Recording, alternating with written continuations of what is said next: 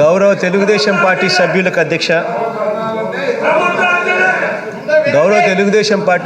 అధ్యక్ష, మీ ద్వారా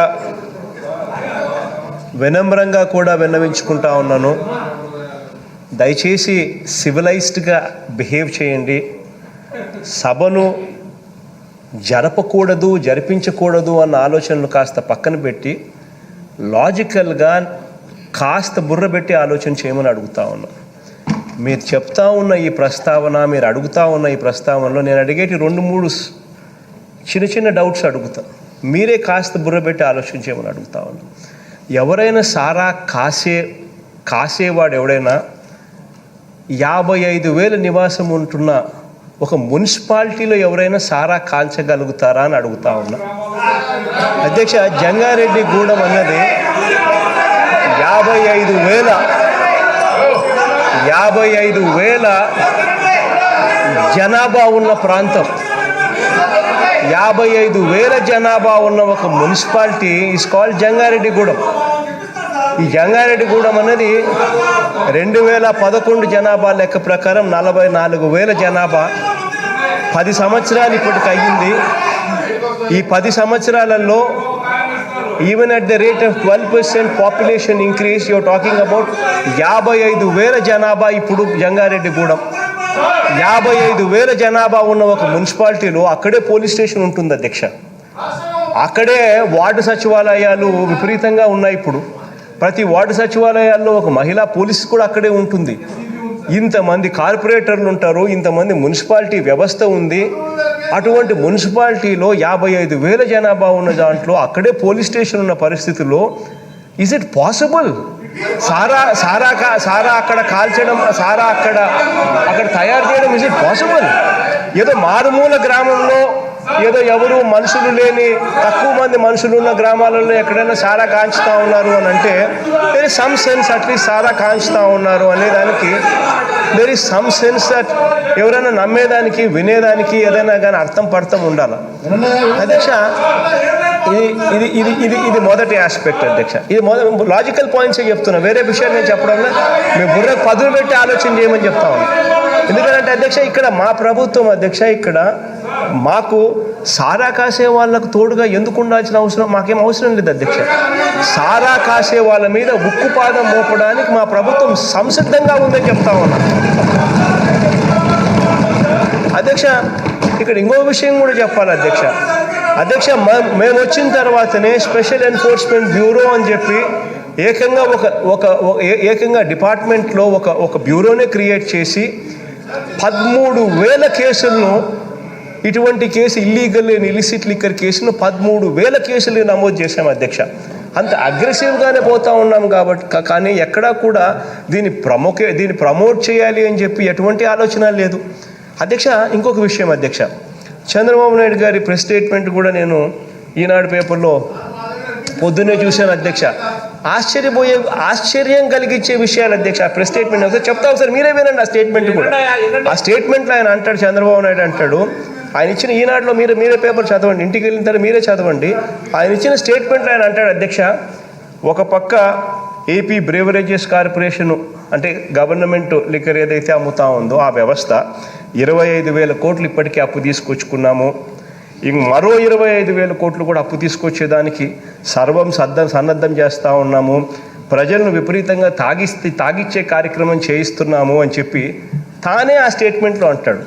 మరి అలాంటి వ్యక్తి ఆ మాట అంటూనే మరో మాట ఏమంటాడు, సారా తాగి మనుషులు చనిపోయినారని అంటాడు.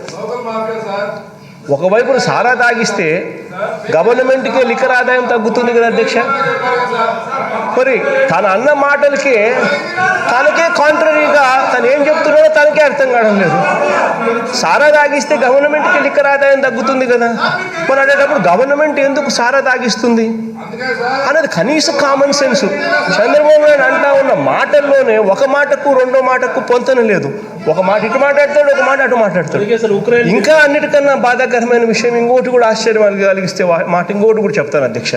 ఇదే ఈనాడు అంటాడు అధ్యక్ష, సహజంగా మరణాలు ప్రతి గ్రామంలోనూ 90 మరణాలు ఉండడం సహజమే అని చెప్పి ముఖ్యమంత్రి అన్నాడు అని చెప్పి ఈనాడులో అది కూడా ఏదో వెటకారంగా రాస్తారు. అధ్యక్ష 55,000 వినండి అబ్బా, మీకోసమే చెప్తా ఉన్నా, వినండి, మీకోసమే చెప్తా ఉన్నా, వినండి వినండి మరి 55,000 జనాభా ఉన్న జంగారెడ్డిగూడెంలో ఒక 55,000 జనాభా ఉంటే దేశంలో సగటున అధ్యక్ష, దిస్ ఇస్ నాట్ వాట్ నేను యావరేజ్ ఫిగర్స్ చెప్తున్నా, దేశంలో ఈరోజు ఉన్న డెత్ రేట్ ఎంత, బర్త్ రేట్ ఎంత అని చెప్పి నేను చెప్తా ఉన్నా. బర్త్ రేట్ ఇంతకు ముందు నేను చెప్పినట్టుగానే 2011 సెన్సెస్లో 44,000 జనాభా ఉన్న జంగారెడ్డిగూడెం 10 సంవత్సరాల తర్వాత at the rate of 12% it would have become 55,000 people అని చెప్పి ఏ రకంగా అయితే బర్త్ రేట్ గురించి చెప్పాను, డెత్ రేట్ గురించి కూడా అదే మాదిరిగానే దేశంలో సగటున 2% డెత్ రేట్ ఉంది. ఈరోజు దేశంలో ఉన్న సగటున డెత్ రేట్ అది నేను క్రియేట్ చేసింది కాదు. న్యాచురల్గా ఈరోజు దేశంలోనూ సగటున యావరేజ్ 2% చనిపోతూ ఉన్నారు డ్యూ టు వేరియస్ రీజన్స్. అది ఓల్డేజ్ కావచ్చు, అది న్యాచురల్ డెత్ కావచ్చు, అది ఆరోగ్యపరంగా కావచ్చు, రకరకాల కారణాల వల్ల న్యాచురల్గానే 2% is the death rate registered. అటువంటిది 55,000 జనాభా ఉన్న ఒక లొకేషన్లో న్యాచురల్గా డెత్ రేట్ అక్కడ 2% వర్తింపజేస్తే సంవత్సరానికి 1000 అవుతుంది, అంటే నెలకు అప్రాక్సిమేట్లీ 90 అవుతుంది. This is not a figure that ఎవరిని అడిగినా కానీ ఏ చిన్నపిల్లాడు అడిగినా కూడా ఈ ఫిగర్లు కరెక్ట్గానే చెప్తాడు. ఆ ఫిగర్ను వక్రీకరించి నేను అన్న మాటలను వక్రీకరించి నేనేదో 90 మంది న్యాచురల్గా చనిపోతున్నారు, సహజంగానే అన్న మాటను వక్రీకరించి ఇష్టం వచ్చినట్టు ట్విస్ట్ చేస్తే ఏమొస్తుంది? అక్కడికి అధ్యక్ష ప్రభుత్వం ఎంత చిత్తశుద్ధితో ఉంది అన్నదానికి నిదర్శనం ఏమిటంటే అధ్యక్ష, ఇది ఒక పీరియడ్, ఈ ఇన్సిడెంట్స్ అన్నీ జరిగినటివన్నీ కూడా ఒక ప్రాంతంలో జరిగినటివి కాదు, మున్సిపాలిటీలో అన్ని చోట్ల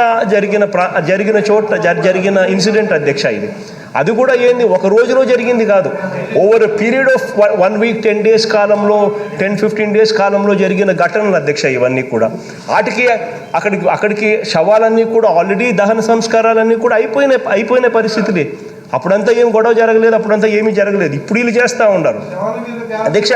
అక్కడికి కూడా ఒక శవం ఇంకా దహన సంస్కారం కంప్లీట్ కాలేదు అని అంటే ఆ శవాన్ని కూడా బయటికి తీసి ఆ శవాన్ని కూడా పోస్ట్ మార్టం చేసే కార్యక్రమం గవర్నమెంట్ పురమాయించింది. తప్పేదైనా ఎవడైనా చేసిందంటే కదా ఎందుకు చేయాలి అధ్యక్ష ఇవన్నీ? అధ్యక్ష వీళ్ళ మెంటాలిటీసు, వీళ్ళ థింకింగు ఇవన్నీ కూడా ఎలా ఉన్నాయనంటే అధ్యక్ష, ఒక అబద్ధాన్ని తీసుకొని రావాలి, ఆ అబద్ధానికి ఈనాడు, ఆంధ్రజ్యోతి, TV5 వీళ్ళు డంకా బరాయించాలి. హిట్లర్ గోబెల్స్ డెమోక్రసీ అంట. గోబెల్స్ డెమోక్రసీ అంటే ఏమిటో తెలుసు అధ్యక్ష? గోబెల్ అని హిట్లర్ గారి టైంలో గోబెల్ అని ఒక ఆయన ministry for information and broadcasting ఒక ఆయన ఉన్నాడు. ఆయన ఏందనంటే ఒకే అబద్ధాన్ని 100 సార్లు చెప్పిందే చెప్తే ప్రజలు నిజమని చెప్పి నమ్ముతారు అని చెప్పి ఒక సిద్ధాంతాన్ని నమ్మినాడు అధ్యక్ష. That is called Goebbels propaganda. ఆ గోబెల్స్ ప్రొపగాండాని వీళ్ళు ఎంతగా నమ్మినారు అని అంటే ఆ పక్క అందుకుంటాడు ఈనాడు, వెంటనే చంద్రబాబు, ఈనాడు, ఆంధ్రజ్యోతి, TV5 చంద్రబాబు. ఒకే అబద్ధాన్ని నిజం చేయడానికి అసలు నిజంగా జరగని ఘటనలు జరిగినట్టుగా చూపించే ఒక విష ప్రచారం జరుగుతోంది అధ్యక్ష రాష్ట్రంలో. దిస్ ఈస్ అబ్సల్యూట్లీ డెమోక్రసీని చంపేస్తూ ఉన్నారు. కేవలం కొంతమంది మీడియా ఛానళ్ళు, కొంతమంది మీడియా యజమానులు, చంద్రబాబు నాయుడు వీళ్ళందరూ కలిసి ఏ రకంగా వక్రీకరించి చేస్తూ ఉన్నారని ఇదే నిదర్శనం అధ్యక్ష. This is just one small example of the outcry in this society.